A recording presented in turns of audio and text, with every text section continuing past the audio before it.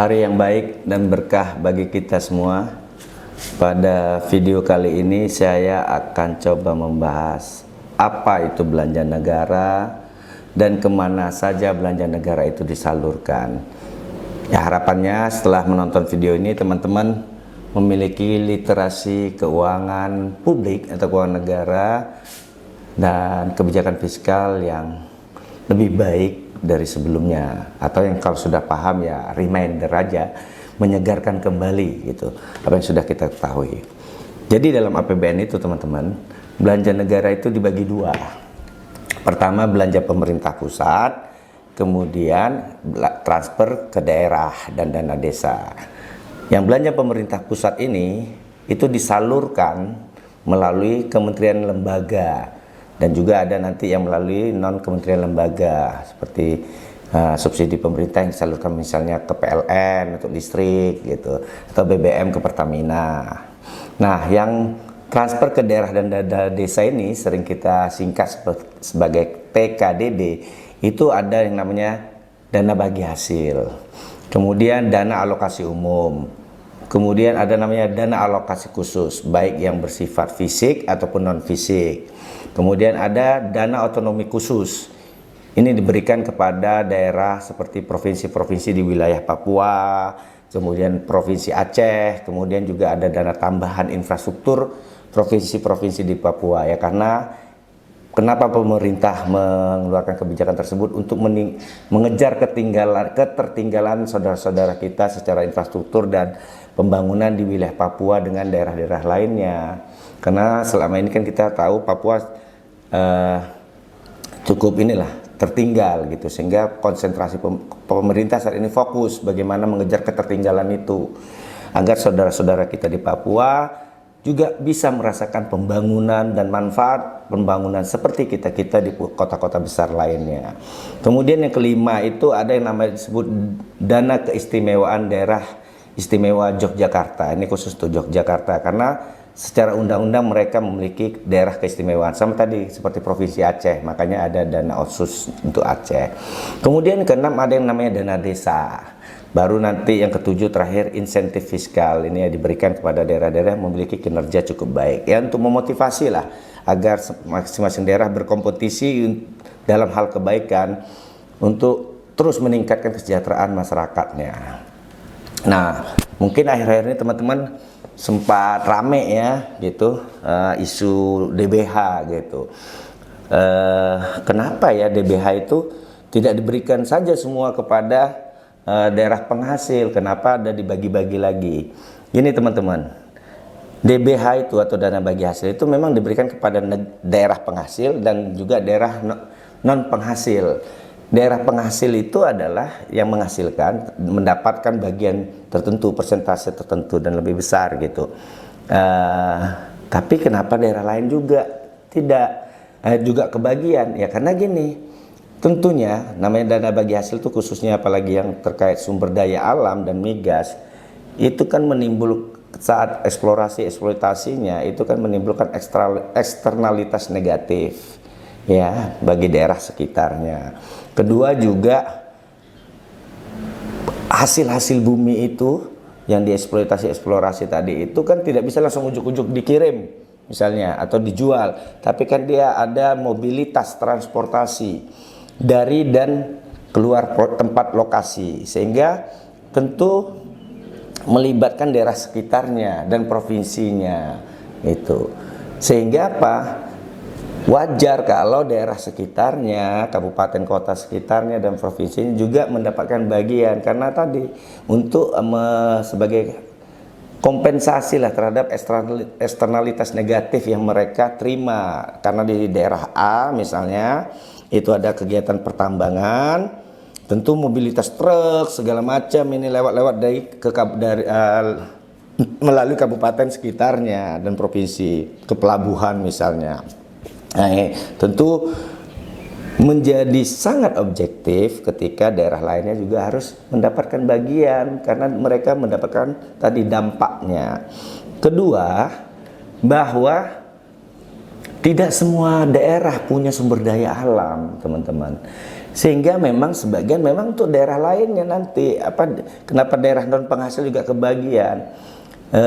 Kalau enggak nanti terjadi kecemburuan sosial di antar daerah, dan ini yang dapat mengancam keutuhan NKRI, ya kan. Nah, jadi memang anggaran itu, belanja negara itu memang selain sebagai instrumen fiskal, itu secara tidak langsung menjadi instrumen pemersatu bangsa untuk menjaga NKRI. Ini sejalan sebenarnya dengan amanat dari pasal 33 ayat 3 Undang-Undang Dasar 1945, di mana di situ ditegaskan bahwa bumi, air, dan kekayaan alam yang terkandung di dalamnya itu dikuasai oleh negara dan dipergunakan sebesar-besarnya kemakmuran rakyat. Sekali lagi saya tebelin ya, dikuasai oleh negara, bukan dikuasai oleh daerah tersebut. Karena kita memang bentuk negara kita Republik NKRI, Negara Kesatuan Republik Indonesia gitu. Nah, instrumen inilah dipakai untuk menjaga, karena kalau hanya daerah tersebut yang mendapatkannya, sementara daerah lain yang secara alam tidak memiliki kayak sumber alam, maka ketimpangan akan tinggi. Ini berbahaya buat NKRI kita gitu. Nah, mungkin teman-teman akan bertanya, terus digunakan untuk apa dana-dana yang kepada daerah non penghasil atau yang ditarik ke pusat gitu? Kesannya kan kayak ditarik ke pusat terus pusat foya-foya. Enggak, itu dikembalikan lagi ke rakyat seperti amanat pasal 33 ayat 3 tadi, sebesar-besarnya kemakmuran rakyat. Nih saya kasih beberapa, antara lain ya yang di anggaran itu 2023 nanti ada 96,8 juta iuran BPJS-nya teman-teman kita yang kurang beruntung tadi, itu negara yang bayar teman-teman. Itu salah satu arah belanja negara dipakai tadi. Kedua, misalnya negara ini di sektor kesehatan ya, itu menyediakan makanan tambahan bagi 50.000 ibu hamil yang mengalami kurang energi kronis, dan juga untuk 138.889 balita kurus. Itu juga diopeni oleh negara. Kemudian juga anggaran itu dipakai negara untuk apa? Penugasan khusus atau membiayai penugasan 5.200 tenaga kesehatan. Kemudian keluarga dengan balita 2 tahun itu juga mendapat fasilitas oleh negara, yaitu pembinaan selama 1.000 hari pertama kehidupannya. Itu berapa jumlahnya? 8,1 juta keluarga yang dibiayain oleh negara. Kemudian juga negara membangun atau merehabilitasi balai penyuluhan KB sebanyak 1.017 unit. Kemudian negara juga mengatasi stunting, itu diberi pengadaan bina keluarga balita namanya itu. Kit dukungannya untuk itu sebanyak 10.280 unit. Kemudian juga ada penyediaan bantuan operasional kesehatan untuk 9.977 puskesmas di seluruh Indonesia. Kemudian bantuan operasional KB untuk 6.239 balai penyuluhan KB di seluruh Indonesia. Jadi yang ditarik oleh pusat itu menjadi bagian pusat, bukan untuk pusat gitu, dikembalikan lagi ke daerah. Tadi itu dari sektor kesehatan. Jadi misalnya bisa jadi itu juga kembali ke daerah penghasil tadi kan, kalau dia punya individu-individu miskin. Tadi BPJS, iuran BPJS-nya dibayar negara. Kalau punya ibu hamil yang kurus, kronis, kurang gizi, juga ditanggung negara, ya kan? Nah, itu kalau dari sisi kesehatan. Kalau kita lihat dari sisi ini, bantuan sosialnya, negara juga membiayai 10 juta keluarga yang menerima program keluarga harapan. Yang bisa jadi juga keluarga itu ada di daerah penghasil tadi, jadi kembali lagi gitu. Kemudian ada yang menerima 18,8 juta keluarga penerima program bantuan sembako. Kemudian ada bagi peserta 500.000 program prakerja, itu diberikan juga bantuannya oleh negara. Kemudian untuk program Indonesia Pintar itu ada 20,1 juta siswa itu mendapat bantuan program Indonesia Pintar dari negara. Kemudian buat yang kuliah itu ada 994,3 ribu mahasiswa mendapatkan program Kartu Indonesia Pintar kuliah yang disalurkan melalui siapa? Kemendikbud, Ristek, Dikti, kemudian juga ada yang melalui Kementerian Agama. Nah, kemudian juga subsidi listrik itu diberikan kepada 40,7 juta pelanggan. Kemudian subsidi LPG 3 kg itu dibagikan sebanyak 8 juta metrik ton. Kemudian subsidi bantuan uang muka perumahan bagi kelompok rumah tangga berpenghasilan rendah itu ada 220 ribu unit rumah itu akan disubsidi uang mukanya oleh negara. Nah, kemudian tenaga pengajar kita lihat juga ada 553,5 ribu guru non PNS itu diberikan tunjangan penghasilan oleh negara. Jadi banyak gitu anggaran yang kalau terlihat teman-teman berpikir itu ditarik pusat terus oleh Jakarta, kita bilang gitu, pemerintah pusat itu dipakai untuk pemerintah pusat saja. Tidak, ini dikembalikan lagi ke daerah, ke seluruh daerah di Indonesia, sehingga ketika ada daerah yang tidak punya penghasil sumber daya alamnya, tidak perlu khawatir, masyarakat miskinnya tetap akan ditanggung negara. Ini kita belum bicara infrastruktur pelayanan dasar, akan dibangun sekitar 5.379 rumah susun dan rumah khusus sebanyak 3.362. Kemudian 800 unit sekolah akan direhabilitasi dan dibangun. Air minum dan sumber air bersih itu akan dibangun dengan kapasitas 2.313,6 liter per detik. Kemudian untuk keterhubungan antar wilayah, antar daerah dibangun 522 km jalan baru. Kemudian tol sebanyak 49 km. Jembatan 13.684 meter, flyover underpass terowongan 2.259 meter. Jalur kereta api 6.627 km juga. Kemudian ada 6 bandara baru, sehingga daerah-daerah tersebut nanti punya penghasilan karena ada bandara, objek wisatanya bisa banyak dikunjungi. Pangan juga kita sedang bangun pipa transmisi gas bumi Cirebon Semarang sepanjang 62,4 km.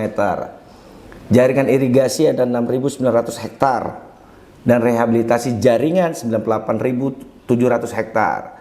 Bendungan baru 7 unit 2023 nanti akan kita bangun.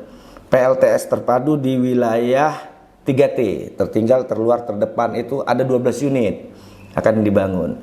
Kemudian juga karena sekarang masyarakat sudah sangat tidak bisa lepas dari internet, kita akan bangun penyediaan BTS di 332 lokasi. Akses internet baru di 9.755 lokasi. Kemudian penambahan kapasitas satelit sebesar 8 GB per second. Belum lagi nih wilayah untuk ketahanan pangan, kita bangun apa? Kawasan atau fasilitas penerapan budidaya padi 229.800 hektar. Untuk jagung 40.000 hektar. Kedelai 150.000 hektar. Kemudian untuk nelayan, kita negara memberi bantuan penangkap ikan ramah lingkungan sebanyak 9.275 unit. Benih dan calon induk ikan juga diberikan kepada masyarakat sebanyak 118 juta ekor. Chest freezer juga diberi bantuannya oleh pemerintah kepada, atau peti buku gitu ya. 300 unit diberikan negara. Jadi belum lagi pembangunan pelabuhan. Saya nggak bahas detailnya, banyak kalau mau detailnya. Artinya apa? Ini inline atau sesuai dengan amanat tadi pasal 33 ayat 3 bahwa bumi, air, dan kekayaan alam yang terkandung di dalamnya itu dikuasai oleh negara, bukan oleh kabupaten kota, bukan oleh provinsi, bukan oleh pemerintah pusat, tapi negara di sini. Artinya apa?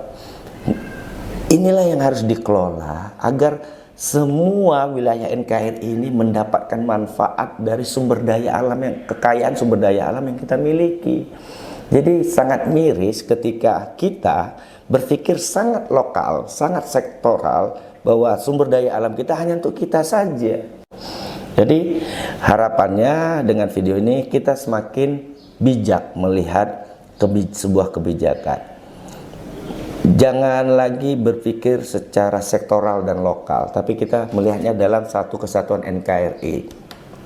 Bahwa ada banyak ruang-ruang perbaikan yang perlu dilakukan, kita sepakat sekali. Kita harus terus tumbuh dan berkembang, memperbaiki diri, memperbaiki sistem mungkin dulunya udah benar, tapi dengan dinamika terkini perlu ada penyesuaian. Karena kan perubahan begitu cepat, ya kan? Tantangan yang kita hadapin juga terus berubah. Nah, tentu memang kita perlu terus terbuka untuk melakukan perbaikan-perbaikan, tapi spirit kita dalam melakukan perbaikan itu tidak boleh lepas dari konteks NKRI, ya kan? Pemerintahan bisa berganti, tapi Indonesia harus tetap ada sampai akhir bumi.